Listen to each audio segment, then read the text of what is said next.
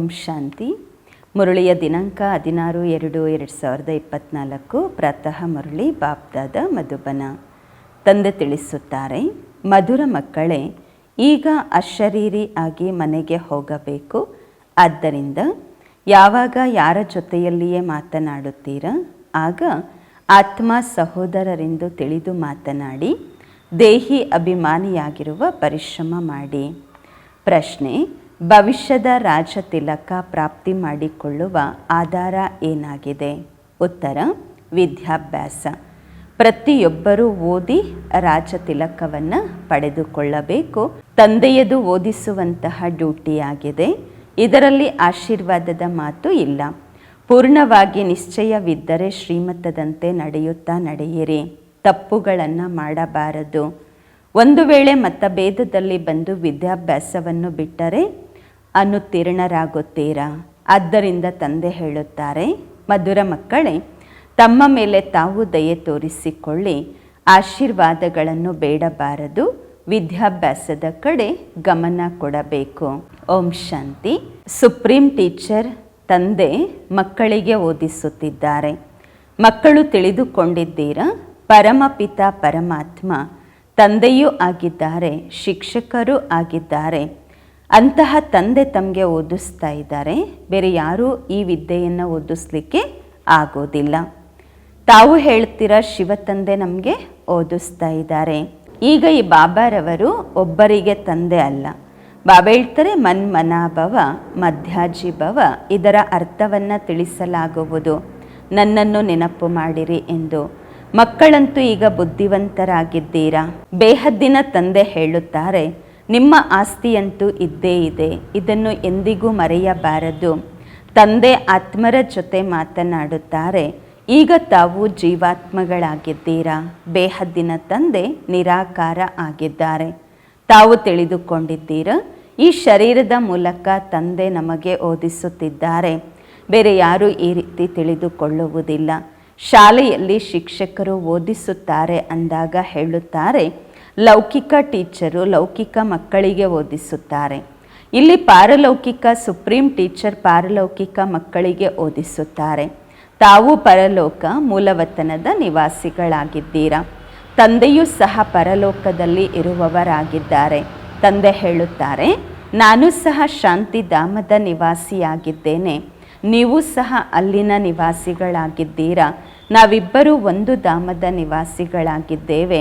ನಿಮ್ಮನ್ನು ನೀವು ಆತ್ಮ ಎಂದು ತಿಳಿದುಕೊಳ್ಳಿ. ನಾನು ಪರಮಾತ್ಮ ಆಗಿದ್ದೇನೆ. ಈಗ ತಾವು ಇಲ್ಲಿ ಪಾತ್ರವನ್ನು ಅಭಿನಯಿಸುತ್ತಿದ್ದೀರಾ. ಪಾತ್ರವನ್ನು ಅಭಿನಯಿಸುತ್ತಾ ತಾವೀಗ ಪತಿತರಾಗಿದ್ದೀರಾ. ಈ ಪೂರ್ತಿ ಬೇಹದ್ದಿನ ಮಂಟಪ ಇದಾಗಿದೆ. ಇದರಲ್ಲಿ ಆಟ ನಡೆಯುತ್ತಿದೆ. ಪೂರ್ತಿ ಸೃಷ್ಟಿ ಕರ್ಮಕ್ಷೇತ್ರವಾಗಿದೆ. ಇದರಲ್ಲಿ ಆಟ ನಡೆಯುತ್ತಿದೆ. ಇದನ್ನು ಸಹ ಕೇವಲ ತಾವಷ್ಟೇ ತಿಳಿದುಕೊಳ್ಳುತ್ತೀರಾ. ಇದು ಬೇಹದ್ದಿನ ಆಟವಾಗಿದೆ. ಇದರಲ್ಲಿ ಹಗಲು ರಾತ್ರಿಯಷ್ಟು ಅಂತರವಿದೆ. ಸೂರ್ಯ ಮತ್ತು ಚಂದ್ರ ಎಷ್ಟು ಬೇಹದ್ದಿನ ಪ್ರಕಾಶ ಕೊಡುತ್ತಾರೆ. ಇದಾಗಿದೆ ಬೇಹದ್ದಿನ ಮಾತು. ಈಗ ತಮಗೆ ಜ್ಞಾನವಿದೆ. ರಚಯಿತ ತಂದೆಯೇ ಬಂದು ರಚಯಿತ ಮತ್ತು ರಚನೆಯ ಆದಿ ಮಧ್ಯ ಅಂತ್ಯದ ಪರಿಚಯವನ್ನು ಕೊಡುತ್ತಿದ್ದಾರೆ. ತಂದೆ ಹೇಳುತ್ತಾರೆ, ನಿಮಗೆ ರಚನೆಯ ಆದಿ ಮಧ್ಯ ಅಂತ್ಯದ ರಹಸ್ಯವನ್ನು ತಿಳಿಸಲು ಬಂದಿದ್ದೇನೆ. ಇದು ಪಾಠಶಾಲೆಯಾಗಿದೆ. ಓದಿಸುವಂತಹವರು ಅಭೋಕ್ತ ಆಗಿದ್ದಾರೆ. ಈ ರೀತಿ ಯಾರೂ ಹೇಳುವುದಿಲ್ಲ ನಾವು ಅಭೋಕ್ತ ಎಂದು. ಅಹಮದಾಬಾದ್ನಲ್ಲಿ ಒಬ್ಬ ಸಾಧು ಈ ರೀತಿ ಹೇಳ್ತಾ ಇದ್ರಂತೆ, ನಾನು ಅಭೋಕ್ತ, ಏನು ತಿನ್ನಲ್ಲ ಎಂದು. ಆದರೆ ನಂತರ ಮೋಸ ಗೊತ್ತಾಯಿತು, ಸಿಕ್ಕಿಬಿದ್ದರು. ಈ ಸಮಯದಲ್ಲಿ ಮೋಸವೂ ಕೂಡ ಬಹಳಷ್ಟು ನಡೆಯುತ್ತೆ. ವೇಷಧಾರಿಗಳಂತೂ ಬಹಳಷ್ಟು ಇದ್ದಾರೆ. ಇವರಿಗಂತೂ ಯಾವುದೇ ವೇಷ ಇಲ್ಲ. ಮನುಷ್ಯರು ತಿಳಿದುಕೊಳ್ಳುತ್ತಾರೆ ಶ್ರೀಕೃಷ್ಣ ಗೀತೆಯನ್ನು ಹೇಳಿದರೆಂದು. ಈ ಕಾಲದಲ್ಲಿ ಎಷ್ಟೊಂದು ಶ್ರೀಕೃಷ್ಣರು ತಯಾರಾಗಿದ್ದಾರೆ. ಈಗ ಇಷ್ಟೊಂದು ಶ್ರೀಕೃಷ್ಣರಂತೂ ಇರುವುದಿಲ್ಲ. ಇಲ್ಲಂತೂ ನಿಮಗೆ ಶಿವತಂದೆ ಬಂದು ಓದಿಸುತ್ತಾರೆ, ಆತ್ಮರಿಗೆ ತಿಳಿಸುತ್ತಾರೆ. ತಮಗೆ ಬಾರಿ ಬಾರಿಗೂ ಹೇಳಲಾಗುವುದು, ತಮ್ಮನ್ನು ತಾವು ಆತ್ಮ ಎಂದು ತಿಳಿಯಿರಿ, ಸಹೋದರರಿಗೆ ತಿಳಿಸಿರಿ.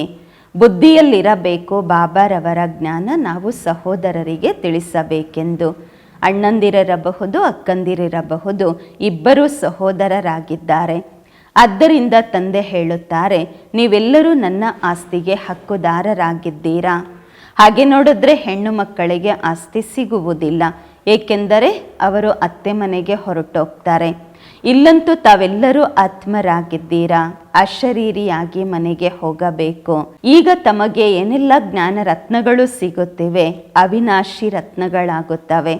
ಆತ್ಮವೇ ಜ್ಞಾನ ಸಾಗರ ಆಗುತ್ತೆ ಅಲ್ವಾ? ಆತ್ಮವೇ ಎಲ್ಲವನ್ನ ಮಾಡುತ್ತೆ. ಆದರೆ ಮನುಷ್ಯರಿಗೆ ದೇಹಾಭಿಮಾನವಿರುವ ಕಾರಣದಿಂದಾಗಿ ದೇಹಿ ಅಭಿಮಾನಿಗಳಾಗುವುದಿಲ್ಲ. ಈಗ ತಾವು ದೇಹಿ ಅಭಿಮಾನಿಗಳಾಗಿ ಒಬ್ಬ ತಂದೆಯನ್ನು ನೆನಪು ಮಾಡಬೇಕು, ಸ್ವಲ್ಪ ಪರಿಶ್ರಮ ಪಡಬೇಕು ಅಲ್ವಾ? ಲೌಕಿಕ ಗುರುಗಳನ್ನು ಎಷ್ಟು ನೆನಪು ಮಾಡುತ್ತಾರೆ, ಮೂರ್ತಿ ಇಟ್ಟುಕೊಳ್ಳುತ್ತಾರೆ. ಈಗ ಶಿವನ ಚಿತ್ರ ಎಲ್ಲಿ, ಮನುಷ್ಯರ ಚಿತ್ರ ಎಲ್ಲಿ? ಹಗಲು ರಾತ್ರಿ ಎಷ್ಟು ವ್ಯತ್ಯಾಸವಿದೆ. ಅಲ್ಲಿ ಗುರುಗಳ ಫೋಟೋ ಧರಿಸ್ಕೊಳ್ತಾರೆ, ಮಾಲೆ ಹಾಕ್ಕೊಳ್ತಾರೆ. ಪತಿಯರದ್ದು ಹಾಕ್ಕೊಳ್ಳೋದಿಲ್ಲ, ಇಷ್ಟ ಆಗಲ್ಲ. ಬೇರೆಯವ್ರದ್ದು ಗುರುಗಳದ್ದು ಫೋಟೋ ಹಾಕ್ಕೊಳ್ತಾರೆ. ಶಿವನ ಫೋಟೋ ಹಾಕ್ಕೊಂಡಿದ್ದಾರೆ, ಕತ್ತಲ್ಲಿ ಲಾಕೆಟ್ ಮಾಡ್ಕೊಂಡು ಹಾಕ್ಕೊಂಡಿದ್ದಾರೆ ಅಂದರೆ ಎಲ್ಲರಿಗೂ ಇಷ್ಟ ಆಗತ್ತೆ. ಏಕೆಂದರೆ ಅವರು ಪರಂಪಿತ ಪರಮಾತ್ಮ ಅಲ್ವಾ? ಅವರ ಚಿತ್ರವಂತೂ ಇರಬೇಕು ಅಲ್ವಾ? ತಂದೆಯಾಗಿದ್ದಾರೆ, ಕೊರಳಿನ ಹಾರವನ್ನಾಗಿ ಮಾಡುವವರು. ತಾವು ರುದ್ರಮಾಲೆಯ ಮುತ್ತುಗಳಾಗುತ್ತೀರಾ. ಹಾಗೆ ನೋಡಿದ್ರೆ ಪೂರ್ತಿ ಪ್ರಪಂಚ ರುದ್ರಮಾಲೆ ಆಗಿದೆ. ಪ್ರಜಾಪಿತ ಬ್ರಹ್ಮರವರ ಮಾಲೆಯೂ ಕೂಡ. ಮೇಲೆ ಆತ್ಮಗಳ ವೃಕ್ಷ ಇದೆ. ಅದಾಗಿದೆ ಹದ್ದಿನದು, ಇದಾಗಿದೆ ಬೇಹದ್ದಿನದು. ಯಾರೆಲ್ಲ ಮನುಷ್ಯ ಮಾತ್ರರಿದ್ದಾರೆ ಎಲ್ಲರ ಮಾಲೆ ಇದೆ. ಆತ್ಮ ಎಷ್ಟು ಚಿಕ್ಕದಕ್ಕಿಂತ ಚಿಕ್ಕ ಬಿಂದುವಾಗಿದೆ, ಬಿಲ್ಕುಲ್ ಚಿಕ್ಕ ಬಿಂದುವಾಗಿದೆ. ಈ ರೀತಿ ಬಿಂದುಗಳನ್ನು ಕೊಡ್ತಾ ಹೋಗಿ ಲೆಕ್ಕವಿಲ್ಲದಷ್ಟು ಆಗಿಬಿಡತ್ತೆ. ಲೆಕ್ಕ ಮಾಡ್ತಾ ಹೋದರೆ ಸುಸ್ತಾಗ್ಬಿಡ್ತೀರಾ.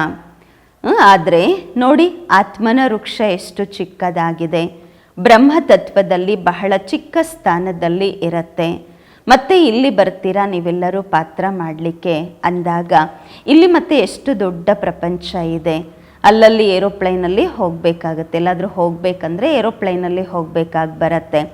ಮತ್ತು ಅಲ್ಲಿ ಏರೋಪ್ಲೈನಿನ ಅವಶ್ಯಕತೆ ಇರುವುದಿಲ್ಲ. ಆತ್ಮರದ್ದು ಚಿಕ್ಕ ವೃಕ್ಷವಾಗಿದೆ ಪರಮಧಾಮದಲ್ಲಿ. ಇಲ್ಲಿ ಮನುಷ್ಯರದು ಎಷ್ಟು ದೊಡ್ಡ ವೃಕ್ಷವಿದೆ. ತಾವೆಲ್ಲರೂ ಸಹ ಪ್ರಜಾಪಿತ ಬ್ರಹ್ಮರವರ ಸಂತಾನರಾಗಿದ್ದೀರಾ.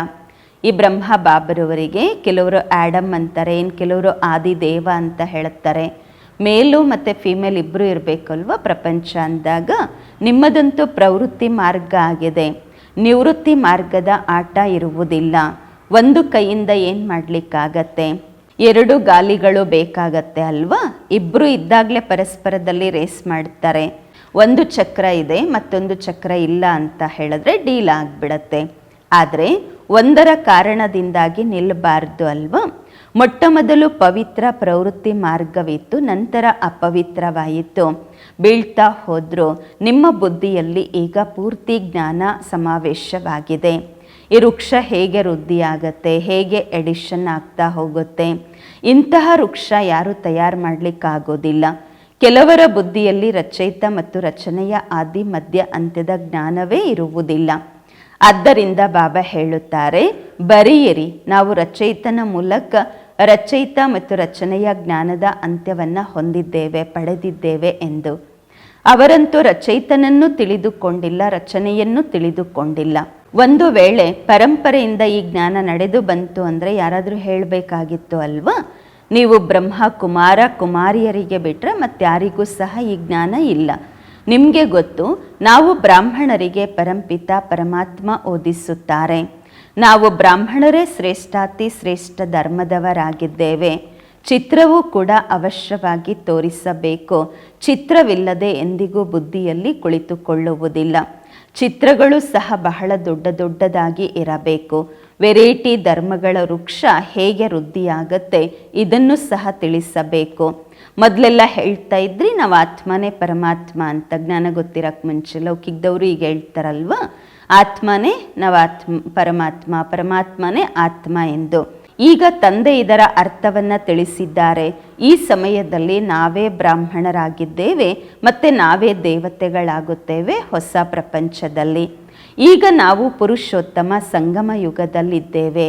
ಅಂದರೆ ಅರ್ಥ ಇದಾಗಿದೆ ಪುರುಷೋತ್ತಮರಾಗುವ ಸಂಗಮ ಯುಗ. ಇದೆಲ್ಲವನ್ನು ತಾವು ತಿಳಿಸಬಹುದಾಗಿದೆ. ರಚಯಿತ ಮತ್ತು ರಚನೆಯ ಅರ್ಥ ಮತ್ತು ಹಂಸೋ ಸೋಹಂ, ನಾನೇ ದೇವತೆ, ದೇವತೆಯೇ ನಾವಾಗಿದ್ವಿ, ಇದರ ಅರ್ಥವನ್ನು ತಿಳಿಸ್ತೀರಾ? ಓಂ ಅಂದರೆ ಅರ್ಥ ನನ್ನ ಆತ್ಮ ಫಸ್ಟು, ನಂತರ ಈ ಶರೀರ. ಆತ್ಮ ಅವಿನಾಶಿಯಾಗಿದೆ, ಶರೀರ ವಿನಾಶಿಯಾಗಿದೆ. ನಾವು ಈ ಶರೀರವನ್ನು ಧಾರಣೆ ಮಾಡಿಕೊಂಡು ಪಾತ್ರವನ್ನು ಅಭಿನಯಿಸುತ್ತೇವೆ. ಇದಕ್ಕೆ ಹೇಳಲಾಗುವುದು ಆತ್ಮ ಅಭಿಮಾನಿ ಎಂದು. ನಾವು ಆತ್ಮರು ಇಂತಹ ಪಾತ್ರವನ್ನು ಅಭಿನಯಿಸುತ್ತೇವೆ. ನಾವು ಆತ್ಮಗಳು ಇದನ್ನು ಮಾಡುತ್ತೇವೆ. ನಾವು ಪರಮಾತ್ಮನ ಮಕ್ಕಳಾಗಿದ್ದೇವೆ. ಎಷ್ಟು ವಂಡರ್ಫುಲ್ ಜ್ಞಾನವಾಗಿದೆ. ಈ ಜ್ಞಾನ ತಂದೆಯಲ್ಲಿಯೇ ಇದೆ, ಆದ್ದರಿಂದ ತಂದೆಯನ್ನು ಕರೆಯಲಾಗುವುದು. ತಂದೆಯಾಗಿದ್ದಾರೆ ಜ್ಞಾನ ಸಾಗರ. ಅವರ ಹೋಲಿಕೆಯಲ್ಲಿ ಮನುಷ್ಯರೆಲ್ಲರೂ ಅಜ್ಞಾನ ಸಾಗರರಾಗಿದ್ದಾರೆ. ಅರ್ಧ ಕಲ್ಪ ಜ್ಞಾನ ಇರುತ್ತೆ, ಅರ್ಧ ಕಲ್ಪ ಅಜ್ಞಾನ. ಜ್ಞಾನದ ಬಗ್ಗೆ ಯಾರಿಗೂ ಗೊತ್ತಿಲ್ಲ. ಜ್ಞಾನ ಎಂದು ಹೇಳಲಾಗುವುದು ರಚಯಿತನ ಮೂಲಕ ರಚನೆಯನ್ನು ತಿಳಿದುಕೊಳ್ಳುವುದಕ್ಕೆ. ಅಂದಾಗ ಅವಶ್ಯವಾಗಿ ರಚಯಿತನಲ್ಲಿ ಜ್ಞಾನ ಇದೆ ಅಲ್ವಾ? ಅದಕ್ಕೋಸ್ಕರ ತಂದೆಗೆ ಕ್ರಿಯೇಟರ್, ರಚಯಿತ ಎಂದು ಹೇಳಲಾಗುವುದು. ಮನುಷ್ಯರು ತಿಳಿದುಕೊಳ್ಳುತ್ತಾರೆ, ರಚಯಿತ ಈ ರಚನೆಯನ್ನು ರಚಿಸಿದ್ದಾರೆ. ತಂದೆ ತಿಳಿಸುತ್ತಾರೆ, ಇದಂತೂ ಅನಾದಿ ಮಾಡಿ ಮಾಡಲ್ಪಟ್ಟ ನಾಟಕವಾಗಿದೆ, ಆಟವಾಗಿದೆ. ಹೇಳ್ತಾರೆ ಪತಿತ ಪಾವನ ಬನ್ನಿ ಎಂದು. ಅಂದಾಗ ರಚಯಿತ ಎಂದು ಹೇಗೆ ಹೇಳುವುದು? ರಚಯಿತ ಯಾವಾಗ ಹೇಳೋದು? ಯಾವಾಗ ಪ್ರಳಯವಾಗತ್ತೆ, ನಂತರ ರಚನೆ ಮಾಡ್ತಾರೆ ಆಗ. ತಂದೆಯಂತೂ ಪತಿತ ಪ್ರಪಂಚವನ್ನು ಪಾವನ ಮಾಡುತ್ತಾರೆ. ಅಂದಾಗ ಇದು ಪೂರ್ತಿ ವಿಶ್ವದ ವೃಕ್ಷ ಏನಿದೆ, ಇದರ ಆದಿ ಮಧ್ಯ ಅಂತ್ಯವನ್ನು ಮಧುರಾತಿ ಮಧುರ ಮಕ್ಕಳೇ ತಿಳಿದುಕೊಂಡಿದ್ದೀರಾ.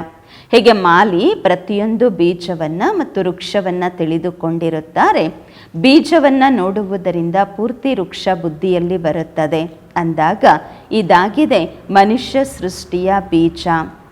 ಅವರನ್ನು ಯಾರು ತಿಳಿದುಕೊಂಡಿಲ್ಲ. ಗಾಯನವೂ ಇದೆ, ಪರಂಪಿತ ಪರಮಾತ್ಮ ಸೃಷ್ಟಿಯ ಬೀಜ ರೂಪ ಆಗಿದ್ದಾರೆ, ಸಚ್ಚಿತ್ತಾನಂದ ಸ್ವರೂಪರಾಗಿದ್ದಾರೆ, ಸುಖ ಶಾಂತಿ ಪವಿತ್ರತೆಯ ಸಾಗರ ಆಗಿದ್ದಾರೆ. ನಿಮಗೆ ಗೊತ್ತು, ಇದು ಪೂರ್ತಿ ಜ್ಞಾನ ಪರಂಪಿತ ಪರಮಾತ್ಮ ಈ ಶರೀರದ ಮೂಲಕ ಕೊಡುತ್ತಿದ್ದಾರೆ. ಅಂದಾಗ ಅವಶ್ಯವಾಗಿ ತಂದೆ ಇಲ್ಲಿಯೇ ಬರ್ತಾರೆ ಅಲ್ವಾ? ಪತಿತರನ್ನ ಪಾವನರನ್ನಾಗಿ ಪ್ರೇರಣೆಯಿಂದ ಹೇಗೆ ಮಾಡಲಾಗುವುದು ಅಂದಾಗ ತಂದೆ ಇಲ್ಲಿ ಬಂದು ಎಲ್ಲರನ್ನ ಪಾವನರನ್ನಾಗಿ ಮಾಡಿ ಕರೆದುಕೊಂಡು ಹೋಗುತ್ತಾರೆ. ತಂದೆಯೇ ತಮಗೆ ಈ ಪಾಠವನ್ನು ಓದಿಸುತ್ತಿದ್ದಾರೆ. ಇದಾಗಿದೆ ಪುರುಷೋತ್ತಮ ಸಂಗಮ ಯುಗ. ಇದರ ಬಗ್ಗೆ ತಾವು ಭಾಷಣ ಮಾಡಬಹುದು. ತಮರು ಪುರುಷರು ಅಂದರೆ ಆತ್ಮರು ತಮೋ ಪ್ರಧಾನರಿಂದ ಶ್ರೇಷ್ಠ ಸತೋ ಪ್ರಧಾನರು ಆಗಬಹುದೆಂದು. ನಿಮ್ಮ ಬಳಿ ಟಾಪಿಕ್ಸ್ ಅಂತೂ ಬಹಳಷ್ಟು ಇದೆ. ಪತಿತ ಪ್ರಪಂಚ, ತಮೋ ಪ್ರಧಾನ ಪ್ರಪಂಚ, ಈಗ ಸತೋ ಪ್ರಧಾನ ಹೇಗಾಗುವುದು, ಇದು ಸಹ ತಿಳಿಸಲು ಯೋಗ್ಯವಾಗಿದೆ. ಮುಂದೆ ಬಂದು ಅಂದರೆ ಮುಂದೆ ಹೋಗ್ತಾ ಹೋಗ್ತಾ ತಮ್ಮ ಜ್ಞಾನವನ್ನು ಎಲ್ಲರೂ ಕೇಳ್ತಾರೆ, ಬಿಟ್ಲೂಬಹುದು, ಮತ್ತೆಯೂ ಕೂಡ ಬರ್ತಾರೆ. ಜ್ಞಾನ ಕೇಳಿ ಮತ್ತೆ ಬಿಟ್ಟು ಹೋದರೂ ಕೂಡ ಮತ್ತೆ ಬರ್ತಾರೆ. ಏಕೆಂದರೆ ಗತಿ ಸದ್ಗತಿಯ ಅಂಗಡಿ ಇದೊಂದೇ ಆಗಿದೆ. ನೀವು ಹೇಳುತ್ತೀರಾ ಸರ್ವರ ಸದ್ಗತಿ ದಾತ ಒಬ್ಬ ತಂದೆಯಾಗಿದ್ದಾರೆ. ಆ ತಂದೆಗೆ ಶ್ರೇಷ್ಠಾತಿ ಶ್ರೇಷ್ಠ ಎಂದು ಹೇಳಲಾಗುವುದು. ಶ್ರೇಷ್ಠಾತಿ ಶ್ರೇಷ್ಠ ಪರಂಪಿತ ಪರಮಾತ್ಮ ಅವರು ನಮ್ಮನ್ನು ಶ್ರೇಷ್ಠರನ್ನಾಗಿ ಮಾಡುತ್ತಾರೆ. ಸತ್ಯಯುಗ ಶ್ರೇಷ್ಠವಾಗಿದೆ, ಕಲಿಯುಗ ಭ್ರಷ್ಟವಾಗಿದೆ. ಹೇಳ್ತಾರೆ ಭ್ರಷ್ಟಾಚಾರಿ ಎಂದು, ಆದರೆ ತಮ್ಮನ್ನು ತಾವು ತಿಳಿದುಕೊಳ್ಳುವುದಿಲ್ಲ. ಪತಿತ ಪ್ರಪಂಚದಲ್ಲಿ ಒಬ್ಬರೂ ಶ್ರೇಷ್ಠರಿಲ್ಲ. ಯಾವಾಗ ಶ್ರೇಷ್ಠಾತಿ ಶ್ರೇಷ್ಠ ತಂದೆ ಬರುತ್ತಾರೆ ಆಗ ಶ್ರೇಷ್ಠರನ್ನಾಗಿ ಮಾಡುತ್ತಾರೆ. ಶ್ರೇಷ್ಠತೆಯ ಬಿರುದು ಸತ್ಯಯುಗದ ಆದಿಯಲ್ಲಿ ದೇವತೆಗಳದಿತ್ತು. ಇಲ್ಲಂತೂ ಎಲ್ಲರಿಗೂ ಶ್ರೀ ಶ್ರೀ ಎಂದು ಹೇಳುತ್ತಾರೆ. ವಾಸ್ತವದಲ್ಲಿ ಶ್ರೀ ಎಂಬ ಅಕ್ಷರ ಪವಿತ್ರವಾಗಿರುವಂತಹವರಿಗಷ್ಟೇ ಇರುತ್ತೆ. ಪವಿತ್ರತೆಗೆ ಶ್ರೀ ಎಂದು ಹೇಳಲಾಗತ್ತೆ. ಅನ್ಯ ಧರ್ಮದವರು ಯಾರೂ ಕೂಡ ತಮ್ಮನ್ನು ತಾವು ಶ್ರೀ ಎಂದು ಹೇಳಿಕೊಳ್ಳುವುದಿಲ್ಲ. ಶ್ರೀ ಪೋಪ್ ಎಂದು ಹೇಳುತ್ತಾರೆಯಾ? ಇಲ್ಲಂತೂ ಎಲ್ಲರೂ ಹೇಳುತ್ತಿರುತ್ತಾರೆ. ಬಾಬಾ ಹೇಳ್ತಾರೆ, ಕೆಲವು ಕಡೆ ಹಂಸಗಳು ಮುತ್ತುಗಳನ್ನು ಹಾರಿಸ್ಕೊಳ್ತಿರ್ತಾರೆ, ಇನ್ನು ಕೆಲವರು ಕೊಕ್ಕರೆಗಳು ಕೆಟ್ಟದ್ದನ್ನೇ ಹಾರಿಸ್ಕೊಳ್ತಿರ್ತಾರೆ, ಹುಳ ಉಪ್ಪಟ್ಟಿಗಳನ್ನು. ವ್ಯತ್ಯಾಸ ಇದೆ ಅಲ್ವಾ? ಎಲ್ಲಿ ಹಂಸಗಳು ಮುತ್ತುಗಳನ್ನು ಹಾರಿಸ್ಕೊಳ್ತಾರೆ ಮತ್ತು ಕೊಕ್ಕರೆಗಳು ಕಸ ಕಡ್ಡಿಯನ್ನು ಹಾರಿಸ್ಕೊಳ್ತಾರೆ, ವ್ಯತ್ಯಾಸ ಇದೆ ಅಲ್ವಾ? ಈ ದೇವತೆಗಳು ಹೂಗಳಾಗಿದ್ದಾರೆ. ತಂದೆ ಹೂತೋಟದ ಮಾಲೀಕ ಆಗಿದ್ದಾರೆ. ತಂದೆ ತಮ್ಮನ್ನು ಹೂಗಳನ್ನಾಗಿ ಮಾಡುತ್ತಿದ್ದಾರೆ. ಬಾಕಿ ಹೂಗಳಲ್ಲಿಯೂ ಕೂಡ ವೆರೈಟಿ ಇದೆ. ಎಲ್ಲರಿಗಿಂತ ಒಳ್ಳೆಯ ಹೂವೆಂದರೆ ಕಿಂಗ್ ಫ್ಲವರ್ ಅಂತಾರೆ ಬಾಬರೂರು, ರಾಜ ಹೂವ. ಈ ಲಕ್ಷ್ಮೀನಾರಾಯಣರಿಗೆ ಹೊಸ ಪ್ರಪಂಚದ ರಾಜ ಹೂಗಳೆಂದು ಹೇಳಲಾಗಿದೆ. ತಾವು ಮಕ್ಕಳಿಗೆ ಆಂತರಿಕದಲ್ಲಿ ಖುಷಿ ಆಗಬೇಕು. ಇದರಲ್ಲಿ ಹೊರಗಡೆಯಿಂದ ಏನು ಮಾಡಬೇಕಾಗಿಲ್ಲ. ಏನೆಲ್ಲ ದೀಪಗಳನ್ನು ಬೆಳಗಿಸ್ತೀರ ಅರ್ಥ ಹೇಳಬೇಕು. ಶಿವ ಜಯಂತಿಯಲ್ಲಿ ಬೆಳಗಿಸ್ಬೇಕು, ಲೈಟ್ಸ್ ಎಲ್ಲ ಬೆಳಗಿಸ್ಬೇಕು, ದೀಪಗಳನ್ನು ಬೆಳಗಿಸ್ಬೇಕು. ಬಾಬಾ ಹೇಳ್ತಾರೆ ಶಿವ ಜಯಂತಿಯಲ್ಲಿ ಬೆಳಗಿಸ್ಬೇಕಾ ದೀಪಾವಳಿಯಿಂದ? ದೀಪಾವಳಿಯಲ್ಲಿ ಲಕ್ಷ್ಮಿಯ ಆಹ್ವಾನ ಮಾಡ್ತೀರಾ, ಅವರಿಂದ ಹಣವನ್ನು ಬೇಡ್ತಾರೆ ಮನುಷ್ಯರು. ಯಾವಾಗ ಭಂಡಾರ ತುಂಬಿಸುವಂತಹವರು ಶಿವ ಭೋಲಾನಾಥ ಭಂಡಾರಿ ಆಗಿದ್ದಾರೆ ಅಂದಾಗ ಬಾಬಾ ಹೇಳ್ತಾರೆ ಮನುಷ್ಯರು ಲಕ್ಷ್ಮಿಯನ್ನು ಆಹ್ವಾನ ಮಾಡ್ತಾರೆ, ಭಗವಂತನನ್ನು ಆಹ್ವಾನ ಮಾಡೋದಿಲ್ಲ. ನಿಮಗೆ ಗೊತ್ತು ಶಿವ ತಂದೆಯ ಮೂಲಕ ನಮ್ಮ ಅಕೂಟ ಖಜಾನೆಗಳು ತುಂಬುತ್ತವೆ. ಜ್ಞಾನ ಧನ ಇದಾಗಿದೆ. ಅಲ್ಲಂತೂ ನಿಮ್ಮ ಬಳಿ ಅಪಾರವಾದ ಧನ ಇರುತ್ತೆ. ಸತ್ಯಯುಗದಲ್ಲಿ, ಹೊಸ ಪ್ರಪಂಚದಲ್ಲಿ ನೀವು ಮಾಲಾಮಾಲಾಗಿರ್ತೀರ. ಸತ್ಯಯುಗದಲ್ಲಿ ಅನೇಕ ಒಡವೆಗಳು, ಆಭರಣಗಳು, ಚಿನ್ನ, ವಜ್ರ, ವೈಡೂರ್ಯಗಳಿರುತ್ತೆ. ಮತ್ತು ಅದಿರೋದೇ ಹಾಗೆ ಸತ್ಯಯುಗ. ಮನುಷ್ಯರು ತಬ್ಬಿಬ್ಬಾಗ್ಬಿಡ್ತಾರೆ. ಇದೆಲ್ಲ ಸಮಾಪ್ತಿ ಆಗತ್ತೆ. ಮತ್ತೆ ಎಲ್ಲಿಂದ ಬರುತ್ತೆ ಎಂದು ಗಣಿಗಳೆಲ್ಲ ಅಗದ್ರೂ ಕೂಡ ಏನೂ ಸಿಗ್ತಾ ಇಲ್ಲ. ಬೆಟ್ಟಗಳೆಲ್ಲ ಮುರಿದೋಗ್ಬಿಟ್ಟಿದೆ. ಎಲ್ಲಿಂದ ಸಿಗತ್ತೆ, ಹೇಗೆ ಸಿಗತ್ತೆ ಅಂತ ಮನುಷ್ಯರು ಕೇಳ್ತಾರೆ. ಹೇಳಿ ಹಿಸ್ಟ್ರಿ ಮತ್ತೆ ರಿಪೀಟ್ ಆಗುತ್ತೆ ಅಲ್ವಾ? ಏನೆಲ್ಲ ಇತ್ತು ಮತ್ತೆ ಅದು ಪುನರಾವರ್ತನೆ ಆಗುವುದು. ತಾವು ಮಕ್ಕಳು ಪುರುಷಾರ್ಥ ಮಾಡುತ್ತಿದ್ದೀರಾ ಸ್ವರ್ಗದ ಮಾಲೀಕರಾಗಲು. ಸ್ವರ್ಗದ ಭೂಗೋಳ ಚರಿತ್ರೆ ಪುನಃ ಪುನರಾವರ್ತನೆ ಆಗುವುದು. ಹಾಡಲ್ಲೂ ಇದೆ ಅಲ್ವಾ? ತಾವು ಪೂರ್ತಿ ಸೃಷ್ಟಿ, ಪೂರ್ತಿ ಸಮುದ್ರ, ಪೂರ್ತಿ ಭೂಮಿಯನ್ನು ನಮಗೆ ಕೊಟ್ಬಿಡ್ತೀರಾ ಬಾಬಾ. ನಮ್ಮಿಂದ ಯಾರೂ ಅದನ್ನು ಕಿತ್ತುಕೊಳ್ಳಲು ಸಾಧ್ಯವಿಲ್ಲ. ಅದರ ಹೋಲಿಕೆಯಲ್ಲಿ ಈಗೇನಿದೆ, ಜಮೀನಿಗೋಸ್ಕರ, ನೀರಿಗೋಸ್ಕರ, ಭಾಷೆಗೋಸ್ಕರ ಎಷ್ಟು ಜಗಳ ಮಾಡ್ತಾರೆ. ಸ್ವರ್ಗದ ರಚಯಿತ ತಂದೆಯ ಜನ್ಮದಿನವನ್ನು ಆಚರಣೆ ಮಾಡಲಾಗತ್ತೆ, ಶಿವ ಜಯಂತಿ. ಅವಶ್ಯವಾಗಿ ತಂದೆ ಸ್ವರ್ಗದ ರಾಜ್ಯ ಭಾಗ್ಯವನ್ನು ಕೊಟ್ಟಿರಬಹುದು. ಈಗ ತಮಗೆ ತಂದೆ ಓದಿಸುತ್ತಿದ್ದಾರೆ. ಈ ಶರೀರದ ಹೆಸರು ರೂಪದಿಂದ ಭಿನ್ನರಾಗಿ ತಮ್ಮನ್ನು ತಾವು ಆತ್ಮ ಎಂದು ತಿಳಿದುಕೊಳ್ಳಬೇಕು, ಪವಿತ್ರರಾಗಬೇಕು. ಇದಂತೂ ಯೋಗ ಬಲದಿಂದ ಆದರೂ ಪವಿತ್ರ ಆಗಬೇಕು, ಇಲ್ಲ ಶಿಕ್ಷೆಗಳನ್ನು ಅನುಭವಿಸಿಯಾದರೂ. ಶಿಕ್ಷೆಗಳನ್ನು ಅನುಭವಿಸಿದರೆ ಪದವಿ ಕಡಿಮೆ ಆಗತ್ತೆ. ವಿದ್ಯಾರ್ಥಿಗಳ ಬುದ್ಧಿಯಲ್ಲಿರುತ್ತೆ ಅಲ್ವಾ, ನಾವು ಇಷ್ಟು ಅಂಕಗಳನ್ನು ಪಡ್ಕೊಂಡು ಪಾಸ್ ಆಗ್ತೀವಿ, ಪದವಿಯನ್ನು ಪಡ್ಕೊಳ್ತೀವಿ ಅಂದ್ಬಿಟ್ಟು ಟೀಚರು ಎಷ್ಟೆಲ್ಲ ಓದಿಸ್ತಾರೆ. ಮತ್ತು ಟೀಚರ್ಗೂ ಕೂಡ ಸೌಗಾತ್ ಕೊಡ್ತಾರೆ, ಉಡುಗೊರೆಯನ್ನು ಕೊಡ್ತಾರೆ. ಇಲ್ಲಂತೂ ತಂದೆ ತಮಗೆ ವಿಶ್ವದ ಮಾಲೀಕರನ್ನಾಗಿ ಮಾಡುತ್ತಾರೆ. ಮತ್ತು ತಾವು ಭಕ್ತಿ ಮಾರ್ಗದಲ್ಲಿ ಅವರನ್ನು ನೆನಪು ಮಾಡುತ್ತಿರುತ್ತೀರಾ. ಬಾಕಿ ತಂದೆಗೆ ತಾವೇನು ಸೌಗಾತು ಉಡುಗೊರೆಯನ್ನು ಕೊಡ್ತೀರಾ. ಇಲ್ಲಂತೂ ಏನೆಲ್ಲ ನೋಡುತ್ತಾ ಇದ್ದೀರಾ ಅದ್ಯಾವುದೂ ಕೂಡ ಇರುವಂತಹದ್ದಲ್ಲ. ಹಳೆಯ ಚೀಚಿ ಕೊಳಕಿನ ಪ್ರಪಂಚವಾಗಿದೆ. ಅದಕ್ಕೆ ತಂದೆಯನ್ನು ಕರೆಯುತ್ತೀರಾ. ತಂದೆ ತಮ್ಮನ್ನು ಪತಿತರಿಂದ ಪಾವನರನ್ನಾಗಿ ಮಾಡುತ್ತಾರೆ. ಈ ಆಟವನ್ನು ನೆನಪು ಮಾಡಬೇಕು. ನನ್ನಲ್ಲಿ ರಚನೆಯ ಆದಿ ಮಧ್ಯ ಅಂತ್ಯದ ಜ್ಞಾನವಿದೆ, ಅದನ್ನು ನಿಮಗೆ ತಿಳಿಸುತ್ತೇನೆ. ನೀವೀಗ ಕೇಳುತ್ತಿದ್ದೀರಾ, ನಂತರ ಮರೆತು ಹೋಗುತ್ತೀರೆಂದು ತಂದೆ ಹೇಳ್ತಾರೆ. 5000 ವರ್ಷಗಳ ನಂತರ ಮತ್ತೆ ಚಕ್ರ ಪೂರ್ಣವಾಗುವುದು. ನಿಮ್ಮ ಪಾತ್ರ ಎಷ್ಟು ಪ್ರಿಯವಾಗಿದೆ. ತಾವು ಸತೋ ಪ್ರಧಾನರು ಅಥವಾ ಲವ್ಲಿ ಆಗುತ್ತೀರಾ, ಬಹಳ ಪ್ರೀತಿ ಪಾತ್ರರಾಗುತ್ತೀರಾ. ಮತ್ತು ತಮೋ ಪ್ರಧಾನರು ಸಹ ತಾವೇ ಆಗುತ್ತೀರಾ. ತಾವೇ ಕರೆಯುತ್ತೀರಾ, ಬಾಬಾ ಬನ್ನಿ ಎಂದು. ಈಗ ನಾನು ಬಂದಿದ್ದೇನೆ. ಒಂದು ವೇಳೆ ನಿಶ್ಚಯವಿತ್ತೆಂದರೆ ಶ್ರೀಮತದಂತೆ ನಡೆಯಬೇಕು, ತಪ್ಪುಗಳನ್ನು ಮಾಡಬಾರದು. ಕೆಲವು ಮಕ್ಕಳು ಮತಭೇದದಲ್ಲಿ ಬಂದು ವಿದ್ಯಾಭ್ಯಾಸವನ್ನೇ ಬಿಟ್ಟು ಬಿಡುತ್ತಾರೆ. ಶ್ರೀಮತದಂತೆ ನಡೆಯುವುದಿಲ್ಲ, ವಿದ್ಯಾಭ್ಯಾಸ ಮಾಡುವುದಿಲ್ಲ, ಆಗ ಫೇಲ್ ಆಗುತ್ತಾರೆ. ಬಾಬಾ ಹೇಳ್ತಾರೆ ಫೇಲು ಕೂಡ ತಾವು ಮಕ್ಕಳೇ ಆಗ್ತೀರಾ ಅಲ್ವಾ ಅಂತಾರೆ ಬಾಬರೂರು. ತಂದೆ ಹೇಳ್ತಾರೆ ತಮ್ಮ ಮೇಲೆ ತಾವು ದಯೆ ತೋರಿಸಿಕೊಳ್ಳಿ. ಪ್ರತಿಯೊಬ್ಬರೂ ಓದಿ ತಮಗೆ ತಾವೇ ರಾಜ ತಿಲಕವನ್ನು ಇಟ್ಟುಕೊಳ್ಳಬೇಕು.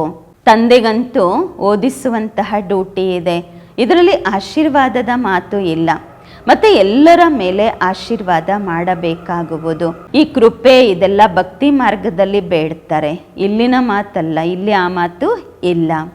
ಒಳ್ಳೆಯದು. ಮಧುರಾತಿ ಮಧುರ ಅಗಲಿ ಹೋಗಿ ಮರಳಿ ಸಿಕ್ಕಿರುವ ಮಕ್ಕಳ ಪ್ರತಿಯಾಗಿ ಮಾತ್ಪಿತಾ ಬಾಬ್ದಾದರವರ ನೆನಪು, ಪ್ರೀತಿ, ಬೆಳಗಿನ ವಂದನೆಗಳು. ಆತ್ಮಿಕ ಮಕ್ಕಳಿಗೆ ಆತ್ಮಿಕ ತಂದೆಯ ನಮಸ್ಕಾರಗಳು. ನಾವು ಆತ್ಮಿಕ ಮಕ್ಕಳಿಂದ ಆತ್ಮಿಕ ಮಾತ್ಪಿತಾ ಬಾಬ್ದಾದರವರಿಗೆ ನೆನಪು, ಪ್ರೀತಿ, ಬೆಳಗಿನ ವಂದನೆಗಳು ಹಾಗೂ ನಮಸ್ಕಾರಗಳು. ಧಾರಣೆಗಾಗಿ ಮುಖ್ಯ ಸರ್. ಫಸ್ಟ್ ಪಾಯಿಂಟು, ಪ್ರವೃತ್ತಿಯಲ್ಲಿರುತ್ತಾ ಪರಸ್ಪರದಲ್ಲಿ ರೇಸ್ ಮಾಡಬೇಕು. ಆದರೆ ಒಂದು ವೇಳೆ ಯಾವುದೋ ಕಾರಣದಿಂದಾಗಿ ಒಬ್ಬರೇನಾದರೂ ಹಿಂದೆ ಉಳ್ಕೊಂಡ್ರು, ಡೀಲಾ ಆದರೂ, ಒಂದು ಚಕ್ರ ಏನಾದರೂ ಡೀಲಾ ಆಯಿತು ಅಂತ ಹೇಳಿದ್ರೆ ಅವರ ಹಿಂದೆ ಬೇರೆಯವರು ನಿಲ್ಲಬಾರದು. ಸ್ವಯಂಗೆ ರಾಜ ತಿಲಕ ಇಟ್ಟುಕೊಳ್ಳಲು ಯೋಗ್ಯರನ್ನಾಗಿ ಮಾಡಿಕೊಳ್ಳಬೇಕು.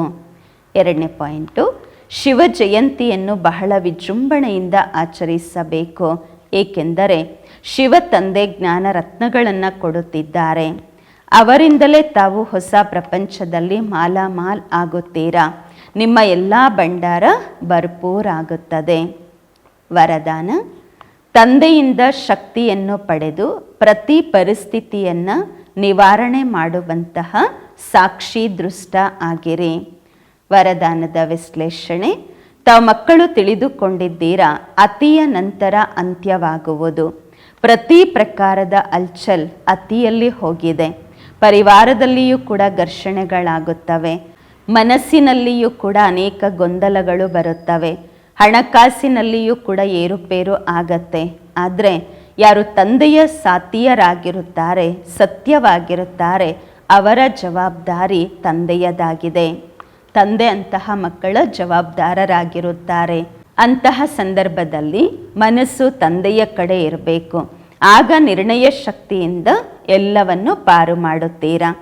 ಸಾಕ್ಷಿ ದೃಷ್ಟ ಆದಾಗ ತಂದೆಯ ಶಕ್ತಿಯಿಂದ ಪ್ರತಿ ಪರಿಸ್ಥಿತಿಯನ್ನು ಸಹಜವಾಗಿ ನಿವಾರಣೆ ಮಾಡುತ್ತೀರಾ. ಸ್ಲೋಗನ್: ಈಗ ಎಲ್ಲ ಆಶ್ರಯಗಳನ್ನು ಬಿಟ್ಟು ಮನೆಗೆ ಹೋಗುವ ತಯಾರಿ ಮಾಡಿ. ಓಂ ಶಾಂತಿ.